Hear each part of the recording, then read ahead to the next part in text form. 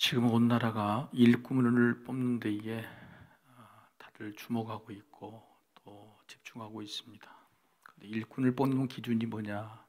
여러분 어떤 기준으로 일꾼을 뽑으려고 하십니까? 어떤 일을 하는 것인지에 대한 것은 귀천에 차별이 없죠. 귀천이 없습니다. 그래서 사실은 어떤 일을 하든지 일이 중요한 것이 아니라 일꾼의 자세, 일꾼의 자질이 중요할 것입니다. 어떤 일을 맡겨도 또 그 일을 잘 해내는 것도 중요하지만 일을 어떻게 감당하려는 태도나 자세, 마음이 어떤가에 따라서 굉장히 다른 평가가 이어지는 거죠. 우리나라 역사에 가장 힘들고 어려운 일들을 감당했던 사람들을 꼽자면 아마 일제 치하의 독립운동을 했던 분들일 것입니다. 독립운동은 목숨뿐만 아니라 자신의 가족과 인생의 모든 것들을 다 걸고 해야 될 그런 일들인데, 그런데 그 독립운동을 하다가 또 변절을 하거나 오히려 독립운동 인체하고 오히려 친일 매국적인 그런 일들을 행한 사람도 굉장히 많습니다. 역사가 지난 다음에 지금 그걸 분별로 하려고 하면은 이게 너무너무 헷갈리는 거예요. 그래서 벌써 우리가 지금 100년이 지났는데도 불구하고 일제 초부터 강점기 초부터 지금까지 어떤 분이 어떤 일을 했는지 어떤 마음으로 했는지에 대한 분별과 기준들이 세워지지 않는 것이 우리 민족의 아픔인 것 같습니다. 그러니까 예를 들자면 친일파가 온전히 정리되지 않고 친일이라는 문제가 해결되지 않으니까 여전히 우리에게는 궁금증이 있는 겁니다. 공정이 뭐고 정의가 뭐고 도대체 나라와 민족을 위해 충성하는 것이 뭔지에 대한 또 그런 일들을 어떤 일들이 잘할 것인가에 대한 고민들도 많이 생기는 거죠. 제가 이렇게 서론이 긴 것은 어떤 한 분을 소개해 드리려고 하는 겁니다. 일제 치하에서 독립운동을 했던 손정도 목사님이란 분이 계신데, 이분은 물론 나라에서 인정을 받았지만은 우리가 알고 있는 그런 위대하고 민족 운동, 독립운동을 했던 그런 기억들에 여러분 아마 처음 들어보신 분도 많이 계실 겁니다. 그런데 이 손정도 목사님이란 분이 일제 강점기 때의 귀한 일, 중요한 일들은 전부 이분이 다 하셨어요. 심지어는 예를 들어 1919년 3.1 독립운동에 그도 손병희 선생이 주도자잖아요. 근데 그 손병희 선생을 마지막까지 독립운동의 33인 대표에 사인하도록 설득한 사람이 손정도 목사였어요. 그러니까 실제적으로 손정도 목사는 33인의 명단 안에 자기 이름을 쓰지 않았지만 1919년에 이 독립운동, 기미 독립만세를 다 기획하고 주장했던 그런 분이죠. 또 만주로 넘어가서 우리나라 임시정부를 건국할 때도 이분이 일을 다 하셨습니다. 심지어는 의정원 제1대 의정원, 지금으로 봤던 국회의장이죠. 국회의장을 일대 의정원을 이동영이라는 사람이 맡았는데 불과 며칠 만에 못 얻었다고 도망쳤어요. 근데 그걸 어쩔 수 없이 자기는 이 모든 걸 다 뒷받침하다가 뒤에 2대 의장으로 취임했던 분이고, 나중에는 그러니까 무장단체를 만드는 의열단을 만드는 일도 이분이 감당했고, 또 심지어는 안중근 의사가 자신의 목숨을 걸고 일을 추진했는데 그 남겨진 가족들, 안중근 의사의 가족들을 먹여 살렸던, 자기 집을 내주고 먹여 살렸던 분이 이 손정도라는 목사님이시죠. 이분은 집안의 장손이었습니다. 그래서 아주 어렸을 때부터 과거 공부를 했죠. 젊은 나이에 결혼을 하고 20살 때에 과거를 보러 가다가 평양에서 하룻밤을 묵었던 집이 누구냐면 바로 조 목사라는 목사님, 조 목사님이라는 분이 그 집에서 그날 저녁에 딱 하루 묵었는데 거기서 복음을 전해받고 과거 시험을 때려치고 집으로 돌아가가지고 집에 있는 사당, 귀신을 보이는 사당들을 다 부시고, 그리고 나중에 집에서 쫓겨나죠. 그리고 이제 신학교를 가서 결국 목사가 됐던 그런 분입니다. 근데 이분이 목사가 된 다음부터 이렇게 독립운동을 그렇게 뒤에서 어떻게 보면 뒷바라지로 하는 그런 하게 된 이유는 뭐냐면, 중요할 일들 다 했는데도 불구하고 드러나지 않게 일을 했던, 여러분이 손전도 목사님 아신가요? 북한에서는요 영웅 대접을 받고 있어요. 왜냐하면 김일성의 아버지 김형직을 굉장히 친했고, 또 김일성이가 어렸을 때 손전도 목사가 친구니까 동생을 자기 아들처럼 돌봐줬던 것이죠. 그래서 사실은 북한에서도 훨씬 더 크게 영웅 대접을 지금도 받고 있는 그런 분인데, 그런 것 때문에 이제 인정을 우리나라에서는 좀 덜 받았는지 모르겠습니다. 이분이 이렇게 이제 하시는 일이 자기 말에 신조가 있었는데, 그게 뭐냐면 걸레 정신입니다. 걸레 정신. 이분이 하신 말씀에 집에서 비단 옷이 있는지 없는지는 별로 중요하지 않다. 그것은 큰 티가 나지 않는데 걸레가 없으면 그날 바로 집이 더러워진다는 거죠. 이런 맞는 말 아니에요? 교회에서도 비단 옷이 있든 없든 아무런 상관없잖아요. 근데 교회에서도 걸레를 든 사람이 없으면 금방 더러워지는 거죠. 그러니까 자기는 평생을 걸레를 드는 일을 하겠다. 그래서 아까 같이 모든 사역에서 앞장을 서는 게 아니라 뒤에 굳은 일, 힘든 일, 남들이 더럽다고 피하는 그 일들을 자진해서 했던 분이십니다. 이분이 바로 손정도 목사죠. 이분에 있는 일꾼에 대한 자세, 이 태도, 이게 오늘 사도 바울의 마음과 딱 닮아 있는 겁니다. 오늘 사도 바울이 일꾼에 대한 이야기를 자주 해요. 몇 번에서 일꾼이라는 이야기가 나옵니다. 지난주 말씀에는 사도 바울이 자신의 신앙을 고백하고 있는 겁니다. 나는 이런 사람이고 나 이런 복음을 믿었다. 오늘은 뭐냐면 자신이 그런 신앙 고백이 위해 어떤 일을 할 것이냐에 대한 자기의 사명을 선언하고 있습니다. 근데 자기 사명을 선언하고 있는, 우리 교회도 사명 선언문이 있잖아요. 사명을 선언하고 있는 이 사명 선언문의 요지가 뭐냐면 나는 이런 일꾼이 되겠다는 거고, 골로새 교인들도 나와 같은 일꾼이 되자라고 말하는 겁니다. 여기서 일꾼이란 단어는 디아코노스인데요, 사도 바울이 쓴 말이 디아코노스입니다. 헬라어. 근데 이 디아코노스라는 말이 좀 독특해요. 디아라는 것은 꿰뚫고 나가다, 뚫고 나가다는 접두사입니다. 디아, 꿰뚫고 나가다. 근데 코노스의 어근인 코니스는 뭐냐면 먼지를 일으키며 청소해서 빛을 내다, 광을 내다, 이런 뜻이에요. 그러니까 먼지 나는 일, 힘들고 어려운 일, 그것을 그냥 먼지가 나듯이 열심히 쓸고 닦아서 광을 내는, 남들이 하기 싫은 그 일들을 뚫고 나가는 그런 사람이 디아코노스죠. 이게 바로 사도 바울이 말하는 바로 일꾼이라는 말의 의미입니다. 사도 바울은 무슨 일꾼입니까? 복음의 일꾼이죠. 실제적으로 여러분 복음의 일꾼이라고 지난주 말씀 23절에 나와 있죠. 23절에 나는 복음의 일꾼이다. 근데 오늘 본문에는 또 오늘 본문 몇 절입니까? 오늘 24절에는 25절에는 뭐라고 나왔습니까? 25절이죠. 25절 한번 읽어볼까요? 내가 교회의 일꾼 된 것은 하나님이 너희를 위하여 내게 주신 직분을 따라 하나님의 말씀을 이루려 함이냐. 지난주에는 복음의 일꾼, 그래 오늘은 교회의 일꾼이다. 복음의 일꾼과 교회의 일꾼이 같습니까? 어떻게 갑자기 복음의 일꾼에서 교회의 일꾼으로 이렇게 의미가, 개념이 갑자기 이렇게 전해진 거죠? 그것은 뭐냐면 지난주 말씀 18절에 예수 그리스도가 교회의 머리시다는 거죠. 교회의 머리시다. 그러니까 복음의 본질은 뭐냐면 예수 그리스도인데, 그래서 복음의 일꾼이라는 것은 예수의 일꾼이고, 예수의 일꾼이라면 예수가 교회의 머리이시니 교회를 위한 교회 일꾼이라는 말, 이게 바로 세 가지가 이게 연결이 되는 겁니다. 자, 복음의 일꾼, 예수의 일꾼, 교회의 일꾼이죠. 자, 여러분 이 세 가지가 여러분 마음속에, 여러분 10년 이 하는 사명자로서의 사명감에 이게 연결이 됩니까? 자, 여러분 복음의 일꾼이십니까? 거기에 대해 대답할 수 있겠죠. 나는 복음을 전하는 사람이고 또 복음을 전하려고 노력하는 거죠. 여러분 예수의 일꾼이십니까? 대답들이 별로 없어요. 사명감 없으신가? 나는 예수를 전하는 사람이잖아요. 예수를 사랑하는 사람이죠. 세 번째, 교회의 일꾼이십니까? 이 세 번째 문제에 대해서는 대부분 사람들이 제대로 말을 하는 거예요. 나는 분명히 복음을 믿는 사람이고 예수를 믿는 사람이기 때문에 복음의 일꾼이고 예수 일꾼인데, 교회의 일꾼에 대해서는 나는 그냥 조용히 교회 다니고 싶습니다. 나는 일 시키지 마세요. 할 거 그냥 하고 예배드리고 헌금하면 되니까 일은 남들로 한대.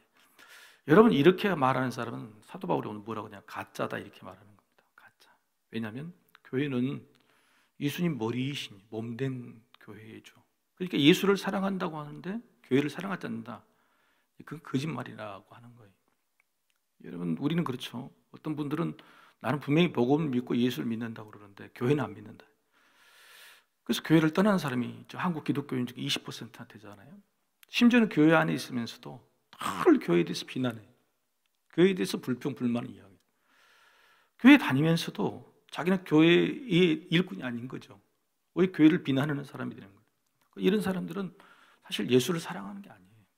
왜냐하면 교회의 머리는 예수님이시기 때문에 내가 교회를 사랑하는 교회 일꾼이 아니다 그러면 난 예수 일꾼이 아닌 거죠. 사도 바울은 오늘 그 개념을 오늘 만들어가고 있는 겁니다. 따라해 볼까요? 복음의 일꾼, 예수의 일꾼, 교회의 일꾼, 이게 용납이 돼야 되는 거죠. 자기 머릿속에 개념이 있어야 되는 겁니다.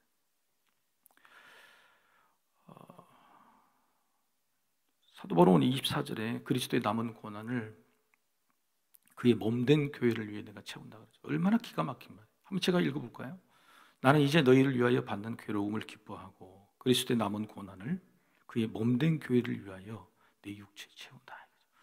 그러면 예수님께서 고난을 받으셔가지고 구원을 하셨는데 그 예수님이 당한 고난이 부족하다는 뜻이 아닙니다. 이제 교회가 세워지는 거예요. 예수님의 보혈로 말미암아 교회가 이제 세워졌는데 이제 예수님의 몸된 교회를 세워가는 일이 우리에게 남겨졌다 이런 겁니다.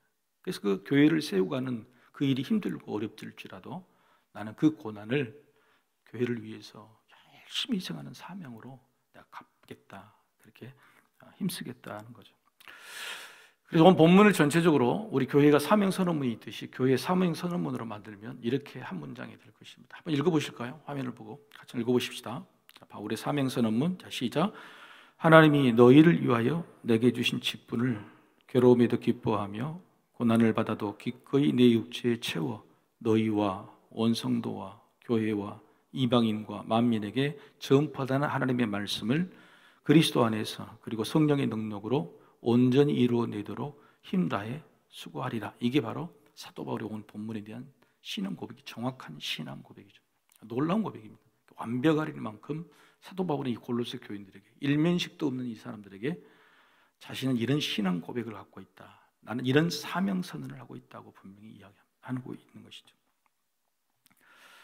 여러분 우리 교회에서도 양육의 단계, 우리 교회에 와서 자기 신앙이 자라는 단계를 아시죠? 첫 번째는 VIP, 새 가족으로 오죠.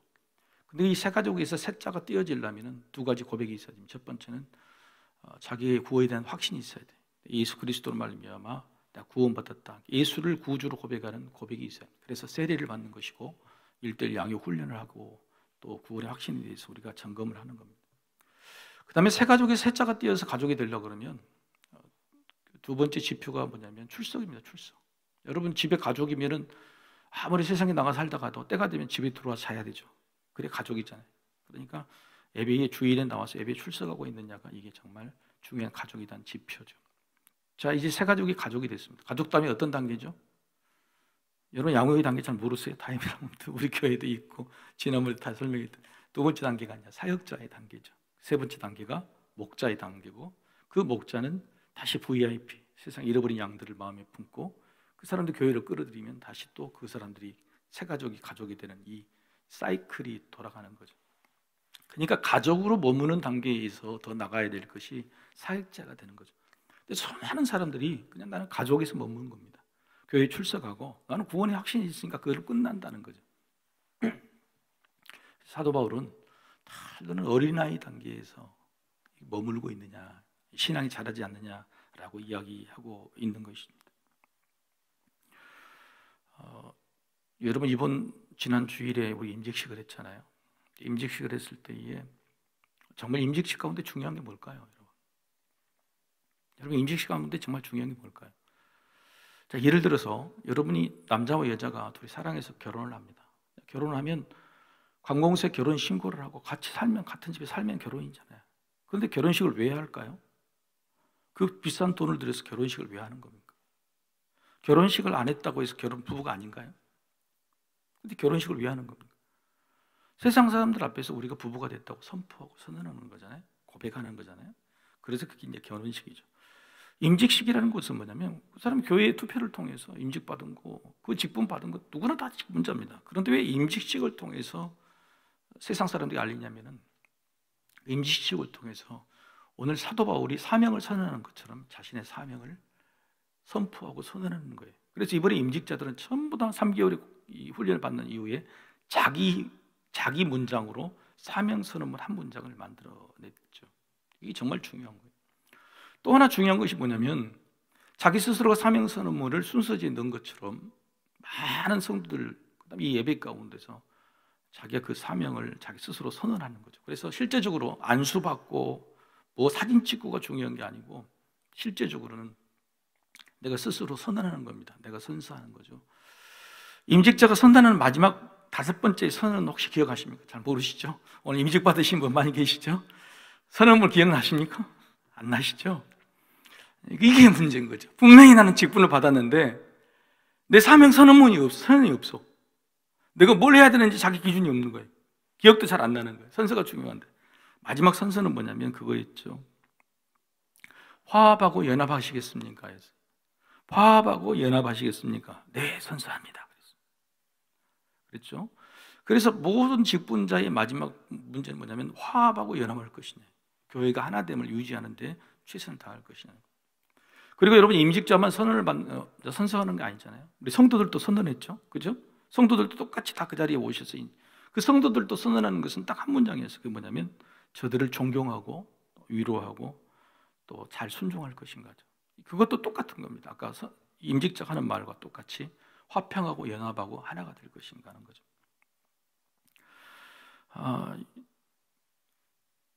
사도 바울은 지금 골로새 교회가요 복음을 믿었습니다. 복음의 일꾼이죠.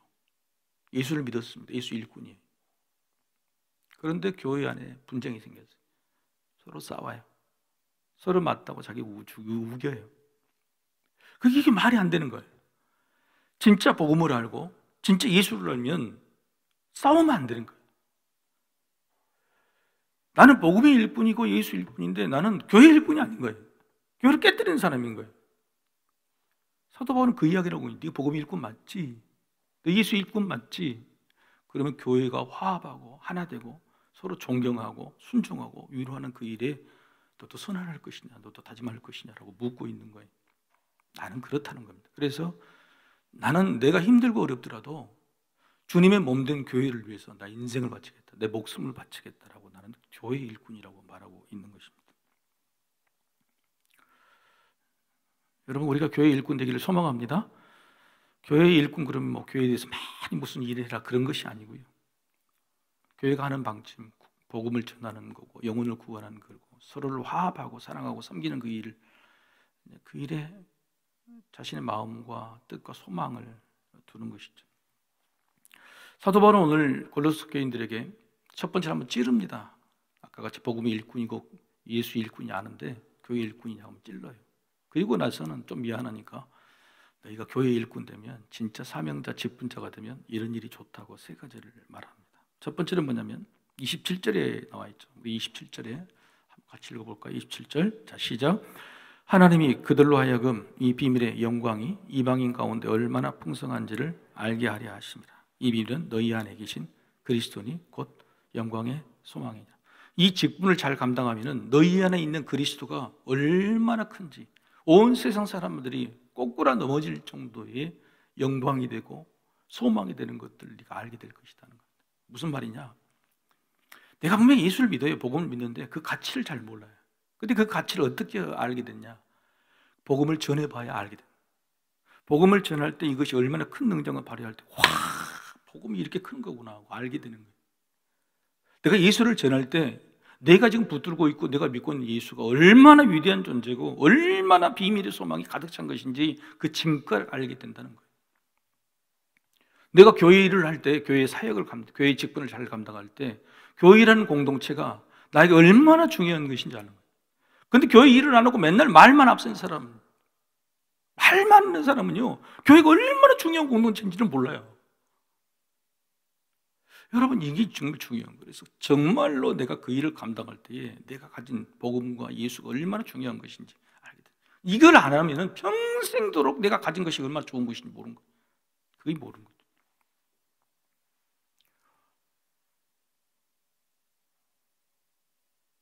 이번 임직식에서 축사라고 해주신 장로님이 제가 끝나고 감사하다고 전화를 드렸더니 장로님 그러십니다.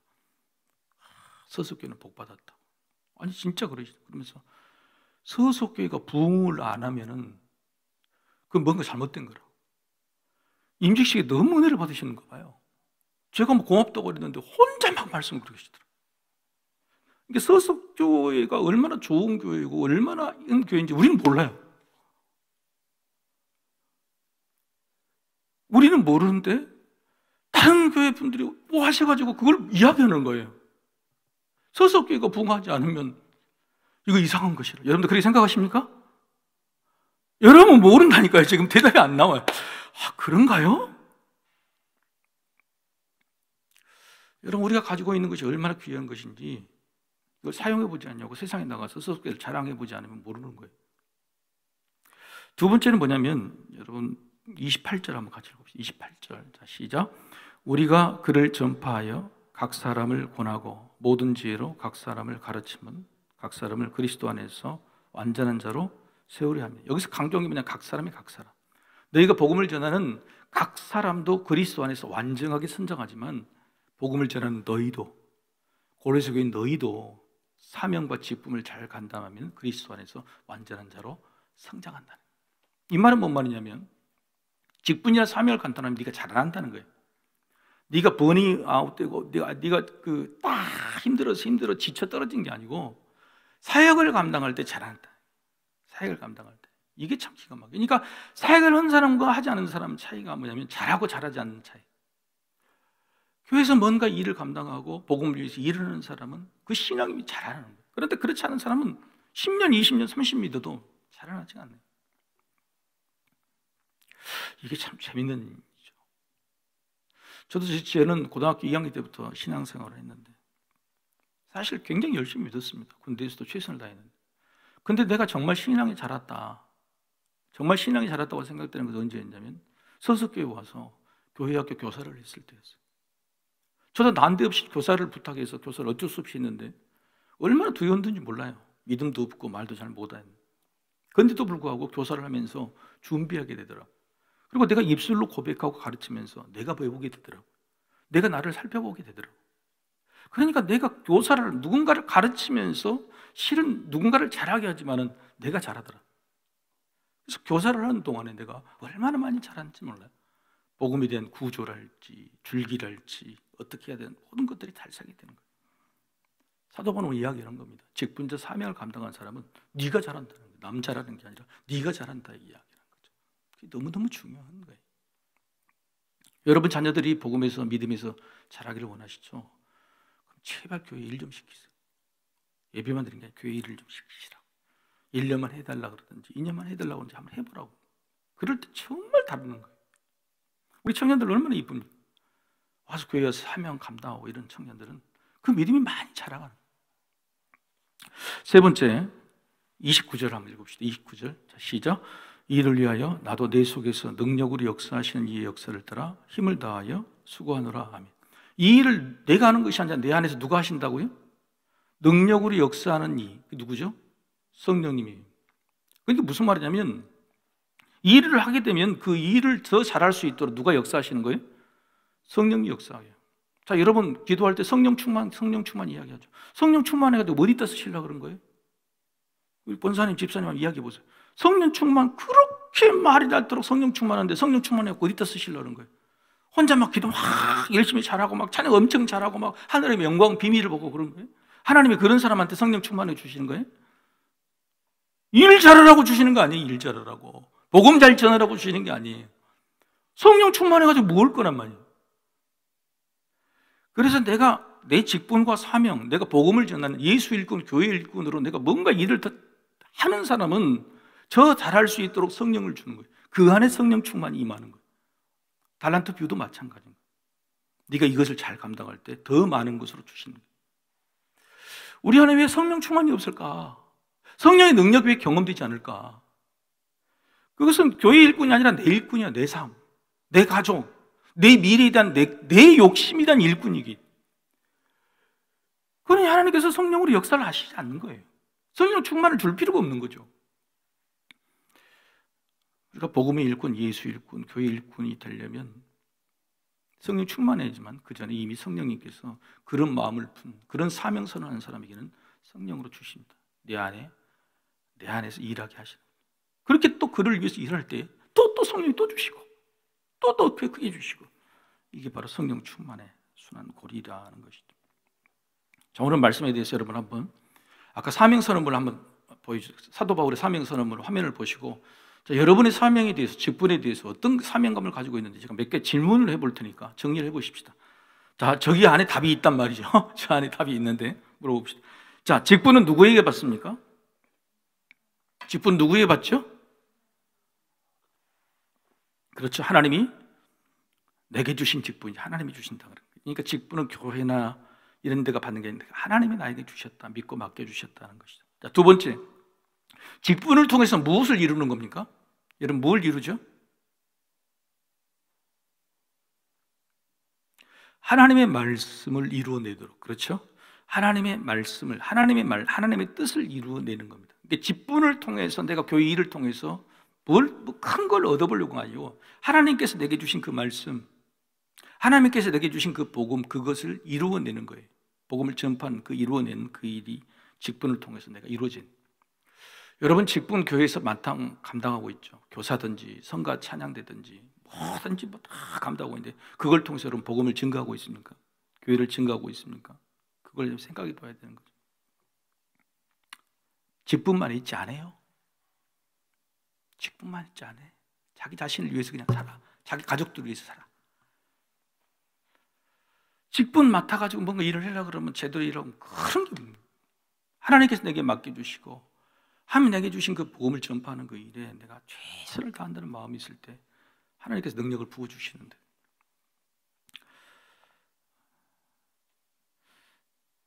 여러분 직분을 이루는 태도에 대해서 금방 다시 한번 화면을 보시고 한번 찾아보십시다. 직분을 이루는 태도.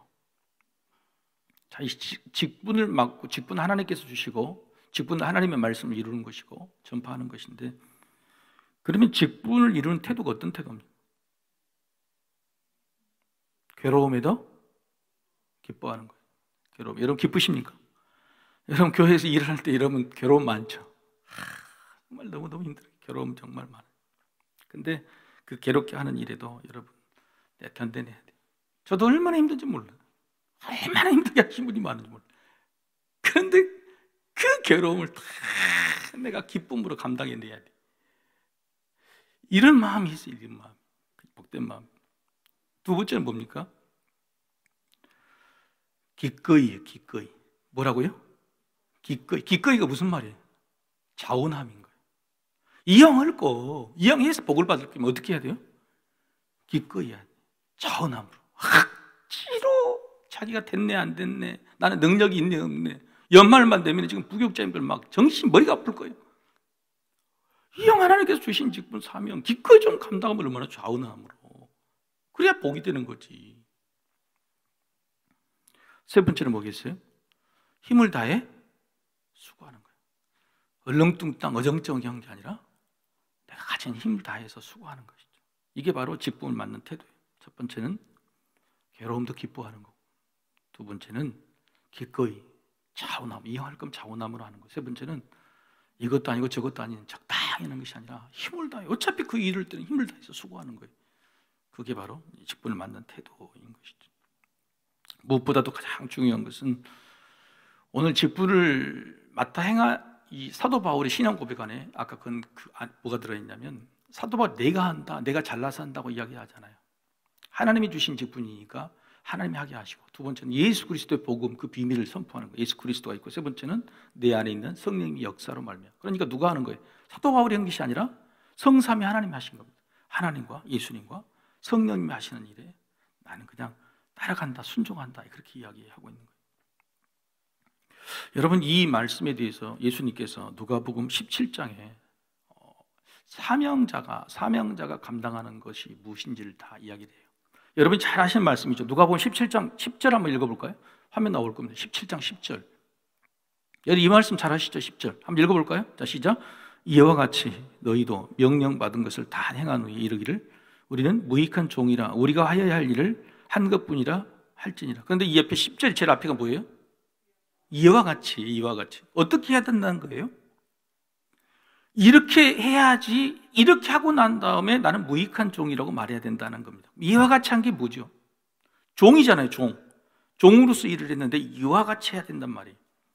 그래서 누가복음 17장 1절부터 10절까지 그거 설명이 되는데 우리는 10절만 쏙 빼가지고 그것만 막 아는처럼 써먹는 거예요. 그게 아니에요.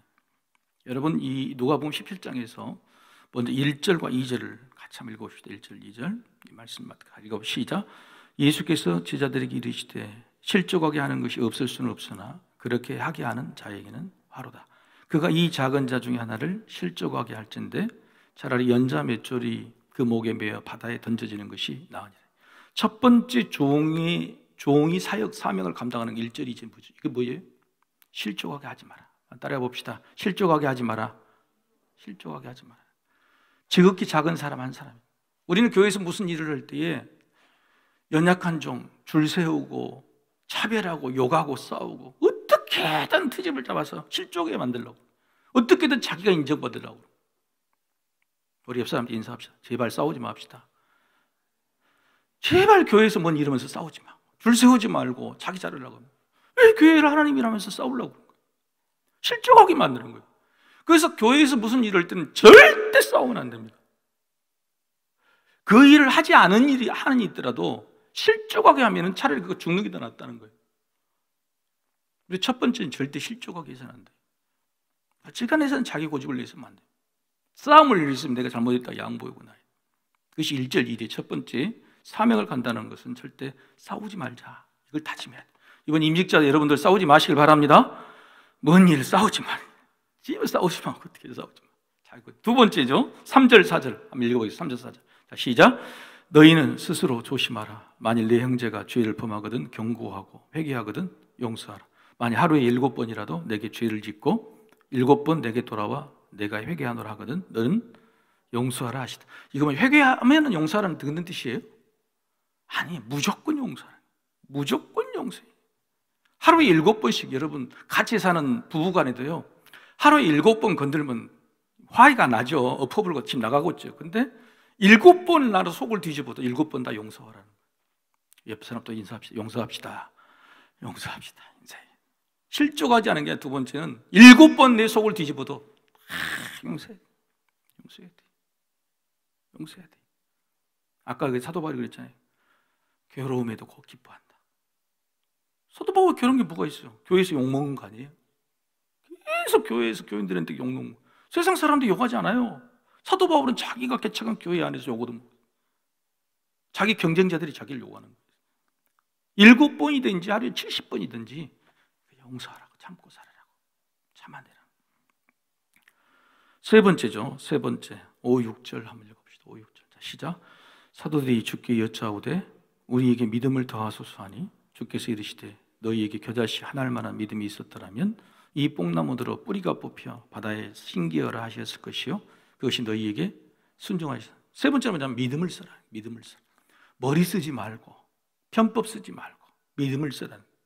너희 그 믿음이 겨자씨 하나할 만큼 정말 쬐까는 것이라도 그것 쓰면은 내가 도와줄게. 성삼위 하나님께서 뽕나무가 바다에 심기라도 심어지고 그 뽕나무가 자라게 될 것이라는 거예요. 믿음을 쓰라는 거예요. 믿음. 네가 하는 게 아니야. 내가 하는 거야. 목사님 못해요. 능력이 없어서. 난 천천히 할게요. 믿음을 쓰라는. 믿음을 써야 뽕나무가 옮겨진다니까요. 여러분 인생 기적이 나타난다니까요. 내 조건이나 환경 가지고는 절대 안 돼요. 세 번째는 그래서 믿음을 쓰라는 거예요. 자, 첫 번째 정리해 봅시다. 첫 번째는 뭐예요? 예? 싸우지 마라. 싸우지 마라. 그죠? 두 번째는 용서하라. 끝까지 용서. 세 번째는 믿음을 써라. 세 가지. 그 다음에 마지막 우리가 말하는 몇 절입니까? 7절부터 10절까지. 자, 7절부터 10절까지 내리 한번 읽겠습니다. 자, 네 번째입니다. 시작. 너희 중 누구에게 밭을 갈거나 양을 치거나 하는 종이 있어 밭에서 돌아오면 그대로 곧 와 앉아서 먹으라 말할 자가 있느냐? 도리어 그대로 내 먹을 것을 준비하고 띠를 띠고 내가 먹고 마시는 동안에 수종 들고 너는 그 후에 먹고 마시라 하지 않겠느냐? 명한 대로 하였다고 종에게 감사하겠느냐? 이와 같이 너희도 명령 맡은 것을 다 행한 후에 이르기를 우리는 무익한 종이라 우리가 하여야 할 일을 한 것뿐이라 할지. 이 말은 뭔 말이에요? 이는 그냥 종이라는 거예요. 그래서 네가 열심히 일했는데 나를 인정 안 해줬다고, 교회에서 나에게 정확한 평가를 안 해줬다고. 참 어리석은 자다. 참 어리석은 자다. 이는 그냥 종이야. 종이라. 주인이 너 고생했으니까 넌 이런 상을 받고 쉬라, 그렇게 절대 하지 않는다는 거예요. 그래서 모든 일을 다 한 다음에 난 해야 될 일을 한 것일 뿐이고 내가 한 것도 그렇게 큰 도움이 안 됐을 것입니다 라고 겸손하라는 것. 그래서 여러분, 직분자의 태도는 네 가지이죠. 예수님께 직접 말씀한 첫 번째는 절대 사람을 실족하게 해서는 안 됩니다. 싸우는 안 된다. 두 번째는 속이 문드러 터지더라도 7번이든지 70번이든지 용서해라. 세 번째는 다른 것을 쓰는 게 아니라 믿음을 쓰라는 거예요. 믿음을 써야 하나님께 도와주시. 그의 뽕나무가 옮겨져서 바다에 옮겨지는 기적이 일어난다. 할렐루야. 네 번째, 다 하고 나서 겸손하게 하라. 사도 바울은 그래서 내가 하는 것이 아니고 성삼위 하나님이 하신다 그런 거죠. 여러분, 오늘 본문에 사도 바울은 내일 그렇게 이야기합니다. 사도 바울은 위하여, 그래서 계속 위하여, 너희를 위하여, 너희를 위하여, 예수를 위하여, 예수를 위하여 계속 이야기를 그렇게 해요. 근데 그 위하여라는 말이 발전해요. 처음에는 복음을 위하여, 예수를 위하여, 그리고 본문에서 계속 오늘 본문에도 벌써 3번 정도 너희를 위하여, 골로새 교회 너희를 위하여, 너희를 위하여 내가 사명한다, 직분을 감당한다 그랬는데 마지막에 여러분 29절에는 뭐라고 그랬어요? 29절 마지막에 예수를 위하여, 복음을 위하여, 너희를 위하여가 아니라 뭐예요? 이를 위하여. 이가 뭐죠? 이 사명이에요. 이 직분이에요. 이 사명, 이 직분을 위하여. 자, 사랑하는 성도 여러분, 여러분 오늘 뭘 위하여 사셨습니까? 여러분 오늘 뭘 위하여 기도하시죠? 내일 여러분 뭘 위해서 살 것입니까? 제가 열심히 건강하려고 하고 열심히 돈을 벌고 열심히 뭘 하고 자식들 키우고 뭘 위해서요? 뭘 위해서냐고요? 우리가 사명도 있고 직분도 있고 믿음도 있고 예수도 믿는데 도대체 뭘 위해서 하는 거냐? 저도 고민이 됩니다. 내가 뭘 위해서 하는가? 사도 바울은 내가 뭘 위해서 한다는 분명한 신앙 고백이 있었어요. 그리고 자기 사명을 선언했어요. 내 인생은 이것을 위하여. 여러분, 이런 사람이 기적이 일어나고 열매가 생기고 하나님께 상급을 받고 위대한 일을 감당하게 되는 것입니다. 우리 한번 기도하십시다.